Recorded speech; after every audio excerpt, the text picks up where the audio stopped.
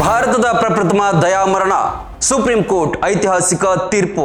ವಿಶೇಷ ಕಾರ್ಯಕ್ರಮಕ್ಕೆ ಸ್ವಾಗತ. ನಾನು ಮಹಾಂತೇಶ್ ಹಿರೇಮಠ. ಇದು ದೇಶದ ಪ್ರಪ್ರಥಮ ದಯಾಮರಣ ಅನುಮತಿ ನೀಡಿದಂತಹ ತೀರ್ಪು, ಐತಿಹಾಸಿಕ ತೀರ್ಪು. ನ್ಯಾಯಾಧೀಶರು ಕೂಡ ತೀರ್ಪನ್ನು ನೀಡುವಾಗ ಕಣ್ಣೀರು ಹಾಕಿದರಂತೆ. ಹಾಗಾದ್ರೆ ಈ ದಯಾಮರಣವನ್ನ ಕೊಡೋದು ಹೇಗೆ? ಆ ಚಿಕಿತ್ಸೆಯನ್ನ ಹಂತ ಹಂತವಾಗಿ ಹಿಂಪಡೆಯುವುದು. ಹುಟ್ಟು ಆಕಸ್ಮಿಕ, ಸಾವು ನಿಶ್ಚಿತ ಎನ್ನುವಂತಹ ಮಾತು ಬಹಳಷ್ಟು ವರ್ಷಗಳಿಂದ ಚಿರಪರಿಚಿತ ಆಗಿದೆ. ಕಾಲದಿಂದ ಕೂಡ ಅದು ಬಂದಿದೆ. ಎಷ್ಟೋ ಜನ ಘನತೆಯ ಸಾವನ್ನ ಬಯಸ್ತಾರೆ, ಆದ್ರೆ ಅದು ಸಿಗೋದಿಲ್ಲ. ಸಾವು ನಿಶ್ಚಿತವಾಗಿದ್ರೂ ಕೂಡ ಸಾವು ಬೇಕಪ್ಪ ಅಂತ ಹೇಳಿ ದೇವರ ಮೊರೆಯನ್ನು ಹೋದ್ರೂ ಕೂಡ ಅದಕ್ಕೂ ಕೂಡ ಕೆಲವೊಂದಿಷ್ಟು ಎಡರು ತೊಡರುಗಳು ಬರುತ್ತೆ. ಸಾಯೋದಕ್ಕೂ ಕೂಡ ಕಾನೂನಿನ ತೊಡಕುಗಳು ಬರುತ್ತೆ. ಭಾರತೀಯ ತತ್ವಶಾಸ್ತ್ರ ಶತಶತಮಾನಗಳಿಂದ ಕೂಡ ಹೇಳ್ತಾ ಬರ್ತಾ ಇದೆ, ಸುಖಮರಣವನ್ನ ಕಲ್ಪಿಸು ಅಂತ ಹೇಳಿ ಎಷ್ಟೋ ಜನ ದೇವರ ಹತ್ರ ಕೂಡ ಬೇಡ್ಕೊಳ್ತಾರೆ. ಭಾರತೀಯ ತತ್ವಶಾಸ್ತ್ರ ಕೂಡ ಅದನ್ನೇ ಹೇಳ್ತಾ ಇರುತ್ತೆ, ಘನತೆಯ ವೆತ್ತ ಅಥವಾ ಘನತೆಯ ಸಾವು ಬರಲಿ ಅಂತ ಹೇಳಿ. ಈ ಸಾವಿನ ವಿಷಯವನ್ನ ಯಾಕೆ ಹೇಳ್ತಾ ಇದ್ದೇವೆ ಅಂತ ಹೇಳಿದ್ರೆ, ಭಾರತ ದೇಶದಲ್ಲಿ ಪ್ರಪ್ರಥಮ ಬಾರಿಗೆ ದಯಾಮರಣಕ್ಕೆ ನಮ್ಮ ಸುಪ್ರೀಂ ಕೋರ್ಟ್ ಒಪ್ಪಿಗೆಯನ್ನ ನೀಡಿದೆ, ಅನುಮತಿಯನ್ನ ನೀಡಿದೆ. ಕಳೆದ 2-3 ದಿನಗಳಿಂದ ದೇಶಾದ್ಯಂತ ಸುದ್ದಿ ಆಗ್ತಾ ಇರುವಂತಹ ಹರೀಶ್ ರಾಣಾ ಎಂಬ ಯುವಕನ ಸಾವಿನ ಕುರಿತಾಗಿ ಬಹಳಷ್ಟು ಚರ್ಚೆಗಳು, ವಿಶ್ಲೇಷಣೆಗಳು ಬರ್ತಾ ಇದೆ. ಈ ಹರೀಶ್ ರಾಣಾಗೆ ಇದೀಗ ಸುಪ್ರೀಂ ಕೋರ್ಟ್ ದಯಾಮರಣವನ್ನ ಅಥವಾ ಘನತೆಯ ಸಾವನ್ನ ನೀಡಿ ಒಂದು ಆದೇಶವನ್ನ ಹೊರಡಿಸಿದೆ. ಆ ಪ್ರಕರಣವನ್ನ ಹೇಳುವಂತಹ ಪ್ರಯತ್ನ ನಮ್ದಾಗಿದೆ. ಅದು 2013 ರಕ್ಷಾಬಂಧನ ದಿನವಾಗಿತ್ತು. ಒಂದು ಪಿಜಿಯಲ್ಲಿ ಅಥವಾ ಹಾಸ್ಟೆಲ್ನಲ್ಲಿ ಇದ್ದಂತಹ ಹರೀಶ್ ರಾಣಾ ಎಂಬಂತಹ ಯುವಕ ಹಾಸ್ಟೆಲ್ನ 4ನೇ ಮಹಡಿಯಿಂದ ಕೆಳಗೆ ಬೀಳ್ತಾನೆ. ಆ ಕೆಳಗೆ ಬಿದ್ದು ಅಂದಿನಿಂದ ಇಂದಿನವರೆಗೂ ಆತನ ಅಂಗಾಂಗಗಳು ದೌರ್ಬಲ್ಯವನ್ನ ಕಳ್ಕೊಂಡು, ಬಲವನ್ನ ಕಳ್ಕೊಂಡು ಸಂಪೂರ್ಣವಾಗಿ ಆತ ಹಾಸಿಗೆ ಹಿಡಿದು ಬಿಡ್ತಾನೆ. ಸರಿಸುಮಾರು 12 ವರ್ಷಗಳ ಕಾಲ ಆದರೂ ಕೂಡ ಆತನಲ್ಲಿ ಏನೂ ಚೇತರಿಕೆ ಆಗೋದಿಲ್ಲ.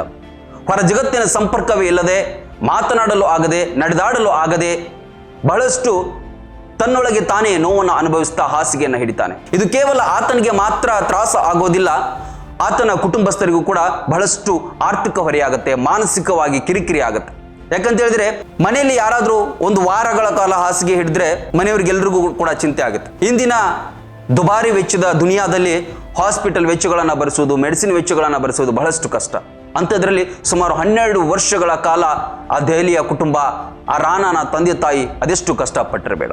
ಆತನಿಗೆ ದಯಾಮರಣವನ್ನು ಕಲ್ಪಿಸಿ ಆತನಿಂದ ಆತನೇ ಸಾಯುವ ಹಾಗೆ ಮಾಡಿ ಅಂತ ಹೇಳಿ ದೆಹಲಿಯ ಹೈಕೋರ್ಟ್ನ ಮೊರೆ ಹೋಗ್ತಾರೆ ಆತನ ತಂದೆ ತಾಯಿ. ಆದ್ರೆ ನಮ್ಮ ದೇಶದಲ್ಲಿ ಕಾನೂನಿನ ತೊಡಕುಗಳಿರುತ್ತೆ, ಇದಕ್ಕೆ ನಾವು ಕೊಡೋದಿಕ್ಕೆ ಆಗೋದಿಲ್ಲ ಅಂತ ಹೇಳ್ತಾರೆ. ಅದೆಷ್ಟೋ ಅರ್ಜಿಗಳು ದಯಾಮರಣಕ್ಕಾಗಿ ಬಹಳಷ್ಟು ಅರ್ಜಿಗಳು ಬಂದಿರುತ್ತೆ. ಹಾಗಾಗಿ ದೆಹಲಿಯ ಹೈಕೋರ್ಟ್ ಇದನ್ನು ಕೂಡ ತಿರಸ್ಕಾರ ಮಾಡುತ್ತೆ. ಇದು 2024ರಲ್ಲಿ, ಅಂದ್ರೆ ಸುಮಾರು 10-11 ವರ್ಷಗಳ ನಂತರ ದೆಹಲಿ ಹೈಕೋರ್ಟ್ ಆ ಒಂದು ಮನವಿಯನ್ನ ತಿರಸ್ಕಾರ ಮಾಡಿದಾಗ ಅವರು ನೇರವಾಗಿ ಸುಪ್ರೀಂ ಕೋರ್ಟ್ನ ಮೊರೆ ಹೋಗ್ತಾರೆ, ನಮ್ಮ ಮಗನಿಗೆ ದಯಾಮರಣವನ್ನು ಕೊಡಿ ಅಂತೇಳಿ. ಸುಪ್ರೀಂ ಕೋರ್ಟ್ ಕೂಡ ಅದನ್ನ ಏನು ಎತ್ತ ಅಂತ ನೋಡದೆ ತಿರಸ್ಕಾರ ಮಾಡುತ್ತೆ. ಆದ್ರೂ ಅವರ ತಂದೆ ತಾಯಿ ಮತ್ತೊಂದು ಸಲ ಹೋಗಿ, ನಮ್ಮ ಮಗ ಯಾವುದೇ ಆಹಾರ ಕ್ರಮಗಳಿಂದ ಬದುಕ್ತಾ ಇಲ್ಲ, ಆತ ವೈದ್ಯಕೀಯ ಚಿಕಿತ್ಸೆಗಳ ಮೂಲಕ ಮಾತ್ರ ಆತ ಜೀವಂತವಾಗಿದ್ದಾನೆ ಅಂತ ಹೇಳಿದಾಗ ಆಗ ಸುಪ್ರೀಂ ಕೋರ್ಟ್ ವೈದ್ಯಕೀಯ ತಂಡವನ್ನು ರಚನೆ ಮಾಡಿ ಅವರ ಕುಟುಂಬದವರನ್ನ ಸಂಪರ್ಕಿಸಿ ಕೂಲಂಕುಷವಾಗಿ ವಿಚಾರ ಮಾಡಿ ಈಗ ಜಸ್ಟ್ ಮಾರ್ಚ್ 11ರಂದು ಒಂದು ಐತಿಹಾಸಿಕ ತೀರ್ಪನ್ನು ನೀಡಿತು. ಆತನಿಗೆ ನಾವು ದಯಾಮರಣವನ್ನು ಕಲ್ಪಿಸ್ತೇವೆ, ಆದರೆ ಮುಂದಿನ ದಿನಮಾನಗಳಲ್ಲಿ ಇದಕ್ಕೋಸ್ಕರ ಒಂದು ಕಾನೂನು ಸಮಿತಿ ರಚನೆ ಆಗಬೇಕು. ಕೇಂದ್ರ ಸರ್ಕಾರ ಆಗಿರ್ಬೋದು, ರಾಜ್ಯ ಸರ್ಕಾರ ಆಗಿರ್ಬೋದು, ಈ ದಯಾಮರಣಕ್ಕೆ ಸಂಬಂಧಪಟ್ಟಂತೆ ಚರ್ಚೆ ಮಾಡಿ ಒಂದು ಸಮಿತಿಯನ್ನು ರಚಿಸಿ ಒಂದು ಕಾನೂನನ್ನು ತನ್ನಿ ಅಂತ ಹೇಳಿ ಸುಪ್ರೀಂ ಕೋರ್ಟ್ ಒಂದು ಆದೇಶವನ್ನು ನೀಡಿದೆ. ಇದು ದೇಶದ ಪ್ರಪ್ರಥಮ ದಯಾಮರಣ ಅನುಮತಿ ನೀಡಿದಂತಹ ತೀರ್ಪು, ಐತಿಹಾಸಿಕ ತೀರ್ಪು ಇದಾಗಿದೆ.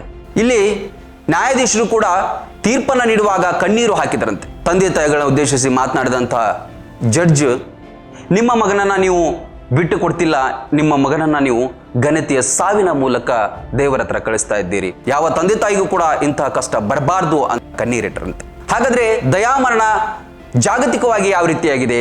ಜಾಗತಿಕ ಅಂದ್ರೆ ಪ್ರಪಂಚದಲ್ಲಿ ದಯಾಮರಣದ ಕಾನೂನುಗಳು ಏನಿದೆ ಅಂತ ಹೇಳಿದ್ರೆ, ನೆದರ್ಲ್ಯಾಂಡ್ಸ್ನಲ್ಲಿ ವಿಶ್ವದಲ್ಲೇ ಫಸ್ಟ್ ಟೈಮ್ ನೆದರ್ಲ್ಯಾಂಡ್ಸ್ ದೇಶದಲ್ಲಿ ಈ ದಯಾಮರಣಕ್ಕೆ ಅನುಮತಿಯನ್ನು ಕಲ್ಪಿಸಿದ್ರು. ಸಂಪೂರ್ಣವಾಗಿ ನಿಷ್ಕ್ರಿಯವಾದವರು, ಆರೋಗ್ಯದಿಂದ ಜೀವಮಾನವಿಡೀ ಅವರು ಚೇತರಿಕೆ ಆಗದೇ ಇದ್ದವರು ಈ ಒಂದು ದಯಾಮರಣಕ್ಕೆ ಅರ್ಜಿಯನ್ನು ಸಲ್ಲಿಸಬಹುದು. ಆಮೇಲೆ ಅದು ಕೂಲಂಕುಷವಾಗಿ ಚರ್ಚೆ ಆಗುತ್ತೆ. ಯಾಕಂತ ಹೇಳಿದ್ರೆ ಇಲ್ಲಿ ಹರೀಶ್ ರಾಣಾ ಪ್ರಕರಣದಲ್ಲಿ ತಂದೆ ತಾಯಿನೇ ಏನಾದರೂ ಮಾಡಿ ಸಾಯಿಸಬಹುದಿತ್ತು, ಆದರೆ ಯಾವ ತಂದೆ ತಾಯಿ ಕೂಡ ಮನಸ್ಸು ಬರೋದಿಲ್ಲ. ಇವತ್ತು ಬಿಡಿ ಕೆಲವೊಂದಿಷ್ಟು ಹುಟ್ಟಿದ ಮಕ್ಕಳನ್ನೇ ಕತ್ತು ಹಿಸುಕಿ ಕೊಲ್ಲುವಂತಹ ತಂದೆ ತಾಯಿಗಳು ಕೂಡ ಇವತ್ತು ಕಾಣ್ತೇವೆ. ಬಟ್ ಈ ತಂದೆ ತಾಯಿಗಳು ಹಾಗೆ ಮಾಡಿರಲಿಲ್ಲ. ಮತ್ತೆ ಆತ್ಮಹತ್ಯೆ ಮಾಡ್ಕೋಬೇಕಂದ್ರೆ ಅವನಿಗೆ ಆಗೋದಿಲ್ಲ. ಏನಾದರೂ ವಿಷವನ್ನಿಸಿ ಸಾಯಿಸ್ಬೇಕಂತ ಹೇಳಿದ್ರೆ ಕೊಲೆ ಆಗತ್ತೆ. ಹಾಗಾಗಿ ಈ ಎರಡೂ ಕೂಡ ಆತ್ಮಹತ್ಯೆ ಮತ್ತು ಕೊಲೆ ಇವೆರಡು ಅಪರಾಧ ಪ್ರಕರಣಗಳು ಬರೋದ್ರಿಂದಾಗಿ ದಯಾಮರಣಕ್ಕೆ ಅವಕಾಶ ಕೊಡಬೇಕು ಅಂತೇಳಿ ಬಹಳಷ್ಟು ಚರ್ಚೆಗಳಾಗ್ತಾ ಇದೆ. ಹಾಗಾಗಿ ನೆದರ್ಲ್ಯಾಂಡ್ಸ್ ದೇಶ ಫಸ್ಟ್ ಟೈಮ್ ಅದನ್ನ ಒಬ್ಬ ವ್ಯಕ್ತಿಗೆ ಕೊಟ್ಟಿದ್ರು. ನಮ್ಮ ದೇಶದಲ್ಲಿ ಯಾವ ರೀತಿ ಅಂತ ಹೇಳಿದ್ರೆ ಹಿಂದೆ ಒಂದು ಪ್ರಕರಣ ಕೂಡ ಆಗಿತ್ತು, ಅರುಣಾ ಶಾನ್ಭಾಗ್ ಅಂತ ಹೇಳಿ. ಅರುಣಾ ಶಾನ್ಭಾಗ್ ಈಕೆ ನಮ್ಮ ರಾಜ್ಯದ ಉತ್ತರ ಕನ್ನಡ ಜಿಲ್ಲೆಯ ಈಕೆ ಬಾಂಬೆಯಲ್ಲಿ ನರ್ಸ್ ಆಗಿ ಕೆಲಸ ಮಾಡ್ತಾ ಇದ್ರು. 1973ರಲ್ಲಿ ಈಕೆಯ ಮೇಲೆ ಅದೇ ಆಸ್ಪತ್ರೆಯ ಸಿಬ್ಬಂದಿ ಓರ್ವರಿಂದ ಅತ್ಯಾಚಾರ ಆಗುತ್ತೆ, ಜೊತೆಗೆ ದೈಹಿಕವಾಗಿ ಹಲ್ಲೆ ಕೂಡ ಮಾಡಲಾಗುತ್ತೆ. ಆಕೆ ಬರೋಬ್ಬರಿ 42 ವರ್ಷ, ಒಂದಲ್ಲ ಎರಡಲ್ಲ ಹತ್ತಲ್ಲ, ಬರೋಬ್ಬರಿ 42 ವರ್ಷಗಳ ಕಾಲ ಕೋಮಾದಲ್ಲಿ ಇರ್ತಾರೆ. ಅವಳಿಗೂ ಕೂಡ ದಯಾಮರಣ ಕೊಡಿ ಅಂತ ಹೇಳಿ ಅವರು ಹೋರಾಟವನ್ನು ನಡೆಸ್ತಾರೆ. ಅವರ ಮನೆಯವರು ಪ್ರಯೋಜನ ಆಗೋದಿಲ್ಲ. 2011 ತನಕನೂ ಕೂಡ ಅವರು ಹೋರಾಟ ಮಾಡ್ತಾರೆ, ಕೊನೆಗೆ ಕೈ ಬಿಡ್ತಾರೆ. ಆದರೆ 2015ರಲ್ಲಿ ಆಕೆ ತನ್ನಿಂದ ತಾನೇ ಸತ್ತು ಹೋಗ್ತಾಳೆ. ಆಕೆಗೆ ದಯಾಮರಣ ಸಿಗಲಿಲ್ಲ. ಅಂದರೆ ಆವಾಗಿನಿಂದ ಅದು ಬಹಳಷ್ಟು ಚರ್ಚೆಯಲ್ಲಿ ಇತ್ತು. ಅಂತೂ ಇಂತೂ ಕೊನೆಗೆ ಹರೀಶ್ ರಾಣಾನ ಪ್ರಕರಣದಲ್ಲಿ ಒಂದು ಐತಿಹಾಸಿಕ ತೀರ್ಪು ಸಿಕ್ಕಿದೆ. ಹಾಗಾದರೆ ಈ ದಯಾಮರಣವನ್ನು ಕೊಡೋದು ಹೇಗೆ ಏನಂತ ಹೇಳಿದ್ರೆ ಸಿಂಪಲ್, ಇಲ್ಲಿ ಆ ಚಿಕಿತ್ಸೆಯನ್ನು ಹಂತ ಹಂತವಾಗಿ ಹಿಂಪಡೆಯುವುದು.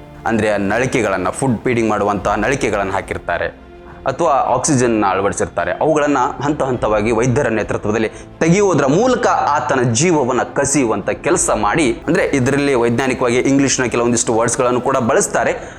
ಸಾಮಾನ್ಯವಾಗಿ ಹೇಳೋದಂದ್ರೆ ವೈದ್ಯಕೀಯ ಸಲಕರಣೆಗಳನ್ನು ಹಿಂಪಡೆಯುವುದರ ಮೂಲಕ ದಯಾಮರಣವನ್ನು ಕಲ್ಪಿಸುವುದು. ಆದರೆ ಇಂಥ ಪ್ರಕರಣಗಳನ್ನು ನಾವು ಬಹಳಷ್ಟು ವಿರಳ ಕೇಳ್ತೀವಿ. ಆದರೂ ಇವತ್ತು ಇದು ಬಹಳಷ್ಟು ಚರ್ಚೆ ಆಗಿತ್ತು.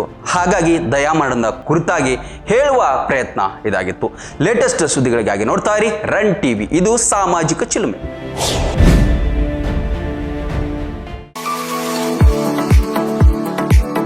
ನಿಮ್ಮ ಮಕ್ಕಳ ಅತ್ಯುನ್ನತ ಶಿಕ್ಷಣಕ್ಕಾಗಿ ಬೆಸ್ಟ್ ಆಯ್ಕೆ ಬಿಎನ್ ಖೋತ್ ಸಿಬಿಎಸ್ಇ ಸ್ಕೂಲ್ ಹಾಗೂ ಸೈನ್ಸ್ ಅಂಡ್ ಕಾಮರ್ಸ್ ಕಾಲೇಜ್. ಪ್ರೈಮರಿಯಿಂದ ಡಿಗ್ರಿ ತನಕ ಇಲ್ಲೇ ಕಲಿಯುವ ಸುವರ್ಣಾವಕಾಶ. ಹೈಟೆಕ್ ಕಟ್ಟಡ, ಆಟದ ಮೈದಾನ, ಹಚ್ಚ ಹಸಿರಿನ ಪರಿಸರದೊಂದಿಗೆ ಶಿಸ್ತುಬದ್ಧ ಶಿಕ್ಷಣವೇ ಇಲ್ಲಿನ ಧ್ಯೇಯ. BN Coach International Public School is not only for examination but for life. ಮಕ್ಕಳ ಸರ್ವಾಂಗೀಣ ಅಭಿವೃದ್ಧಿಗೆ ನುರಿತ ಬೋಧಕರು, ಹೈಟೆಕ್ ಲೈಬ್ರರಿ, ಸೈನ್ಸ್ ಲ್ಯಾಬ್ಗಳು, ಸುಸಜ್ಜಿತ ಹಾಸ್ಟೆಲ್, ಸ್ವಿಮ್ಮಿಂಗ್ ಪೂಲ್ ಸೌಲಭ್ಯವಿದೆ. BN Coach International Public School provides opportunity for hands-on activities. ಕ್ರೀಡೆ, ಸಾಂಸ್ಕೃತಿಕ ಚಟುವಟಿಕೆಗಳಿಗೆ ಹೆಚ್ಚಿನ ಆದ್ಯತೆ. BN Coach International Public School fosters learning skills with all amazing books. School bus, CCTV ಸೌಲಭ್ಯವಿದೆ. ಹಾಡು, ನೃತ್ಯದ ಮೂಲಕ ಚಿಣ್ಣರ ಕಲಿಕೆಯನ್ನ ಸುಲಭಗೊಳಿಸುತ್ತಾರೆ. ಪ್ರತಿ ವರ್ಷ ಎಸ್ಎಸ್ಎಲ್ಸಿಯಲ್ಲಿ 600ಕ್ಕಿಂತ ಅಧಿಕ ಅಂಕ ಗಳಿಸಿದ ವಿದ್ಯಾರ್ಥಿಗಳಿಗೆ ಹಾಗೂ ಪ್ರತಿ ತಾಲೂಕಿನಿಂದ ಟಾಪ್ 5 ವಿದ್ಯಾರ್ಥಿಗಳಿಗೆ ಉಚಿತ ಶಿಕ್ಷಣ ನೀಡಲಾಗುತ್ತೆ. ಮಕ್ಕಳ ಉಜ್ವಲ ಭವಿಷ್ಯಕ್ಕೆ ಇಂದೇ ಭೇಟಿ ನೀಡಿ BN ಖೋತ್ ವಿದ್ಯಾಸಂಸ್ಥೆ. ರನ್ ಟಿವಿ ನ್ಯೂಸ್ ವಿಡಿಯೋಸ್ ನೋಡಲು ಸಬ್ಸ್ಕ್ರೈಬ್ ಮಾಡಿ, ಬೆಲ್ ಐಕಾನ್ ಪ್ರೆಸ್ ಮಾಡಿ.